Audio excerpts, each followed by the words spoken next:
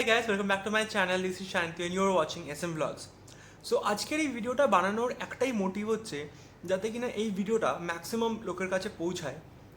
কারণ আমার কিছু কিছু চিন্তাভাবনা আছে যেটা কিনা আমি মনে করি to some extent that I am right and যেটা আমার পার্সোনাল ওপিনিয়ন। যদি কখনো ভুল হয়ে থাকে তোমরা অবশ্যই আমাকে জানাতে পারো। There is no doubt and issue in that. So on this 74th year of independence আমরা বেসিক্যালি অনেক কিছু শিখেছি এবং অনেক কিছু শিখিনি। We are lacking behind in many things.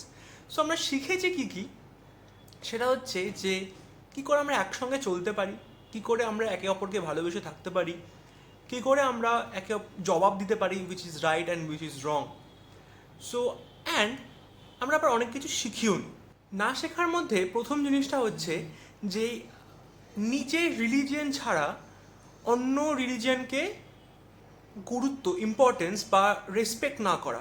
Because এরকম অনেক ভিডিওস ফেসবুকে বা হোয়াটসঅ্যাপে শেয়ার হয় যেখানে কিনা দেখা যায় যে পার্টিকুলারলি একটা রিলিজিয়নের লোক is forcing people of another religion, যেখানে কিনা তার নিজেদের রিলিজিয়নের নাম নিতে বলছে বা যা স্লোগানস থাকে সেগুলো নিতে বলছে, which is to some extent I think is not right. Because আজকে অন্য একটা রিলিজিয়নের চ্যান্টিংস বা স্লোগান যদি আমাদেরকে নিতে বলে, we will think about it যে আমাদেরকে কেন নিতে বলা হচ্ছে।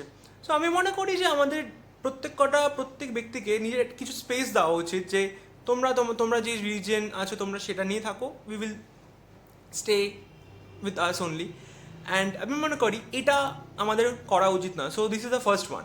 না শেখার মধ্যে সেকেন্ড জিনিসটা হচ্ছে যে বাবা মারা ছেলে মেয়েদেরকে একটা জিনিস হয়তো শেখায় বা হয়তো শিখিয়ে নাও উঠতে পারে যে how to respect a particular gender.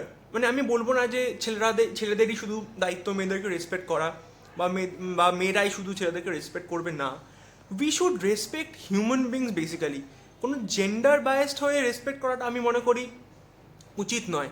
Because at the end of the day we are all humans. আমাদের প্রত্যেকটা হিউম্যানের কিছু পার্টিকুলার ইমোশনস আছে, সেই ইমোশনস নিয়েই কাজ হয়।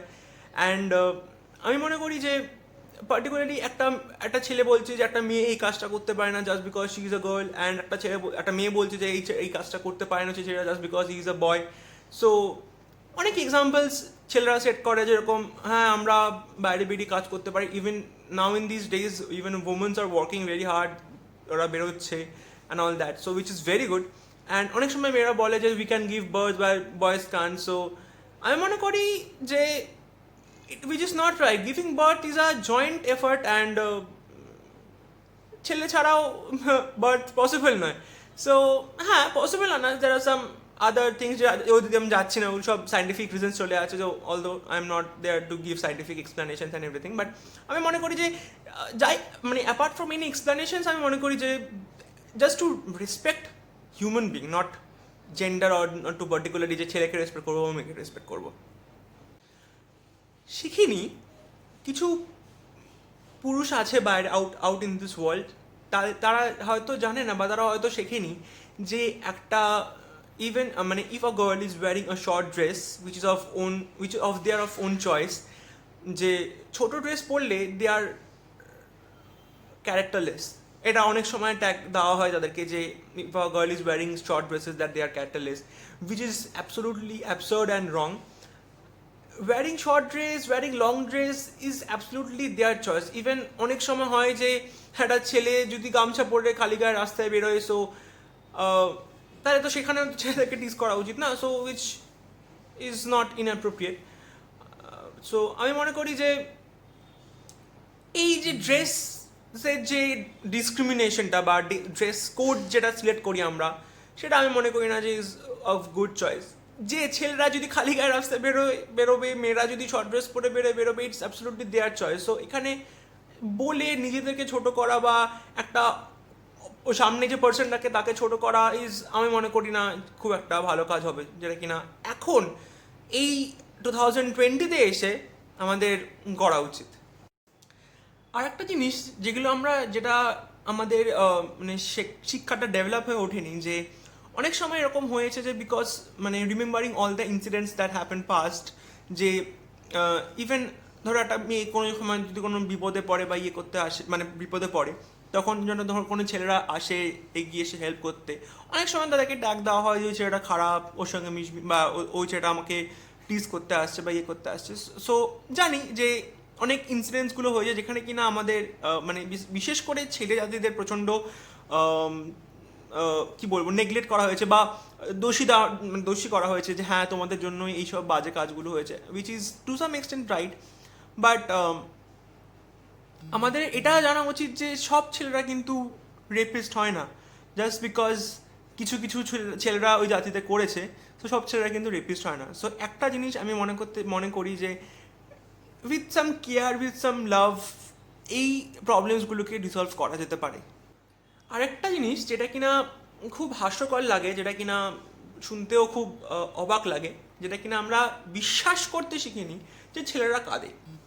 আমি বিং আ বয়, আমি প্রচণ্ড কাঁদি, ঠিক আছে। কাঁদে কখন? যখন একটা ইমোশনাল সিনেমা দেখি, কাঁদি কখন যখন মা উত্তম মধ্যম মারে, কাঁদি কখন যখন বাবা খেলায় সকল খুব পাতি বাংলা কথায় খেলায়, কাঁদি কখন যখন একটা গল্পর বই পড়লাম, ওটা দেখে খুব মানে ওটা শুনে খুব ইমোশনাল হয়ে পড়লাম, ওটা পড়ে খুব ইমোশনাল হয়ে পড়লাম। So it is quite natural and quite obvious that all human beings are emotions. So particularly ছেলেরা কাঁদবে না, এটা আমি মনে করি না খুব একটা মানে ইন্টেলিজেন্ট থট প্রসেস বলে। সো ছেলেরাও কাঁদতে পারে, বস, ছেলেদেরও টিয়ার গ্ল্যান্ডস আছে, ওদেরও ইমোশনস আছে, সো ডেফিনেটলি ওরাও কাঁদবে। সো এটা ভেবো না যে ছেলেরা কাঁদলে মানে সে উইক হয়ে ওঠে, ডেফিনেটলি নট। সো এটা আমি মনে করি to some extent we should change this thought. And last যে টপিকটা নিয়ে আমি কথা বলবো সেটা আমি মনে করি যে প্রত্যেক বাবা মারাই চায় তার ছেলে মেয়ে সন্তান খুব ভালোভাবে থাকুক, খুব বড় হোক, নাম কামাক। বাট একটা জিনিস অনেক জায়গা থেকে হয়ে এসছে, যেটা কিনা আমি দেখেছি। আমি মনে করি যে যখন ফ্যামিলিতে, একটা জয়েন্ট ফ্যামিলি হোক বা একটা ফ্যামিলিতে হোক, যখন বিশেষ করে কোনো একটা বাড়ি ইয়াংগেস্ট যে মেম্বার, ধরো কোনো মেয়ে হোক বা ছেলে হোক, যদি অ্যাবিউজ হয় by its own family member, অনেক সময় এটা দেখা গেছে যে বাড়ির লোকেরা বলে যে এইসব নিয়ে কথা বলতে নেই, ওটা জাস্ট একটা তোমার ভুল হতে, তুমি হয়তো ভুল ভাবছো বা হয়তো ভুল হয়েছে।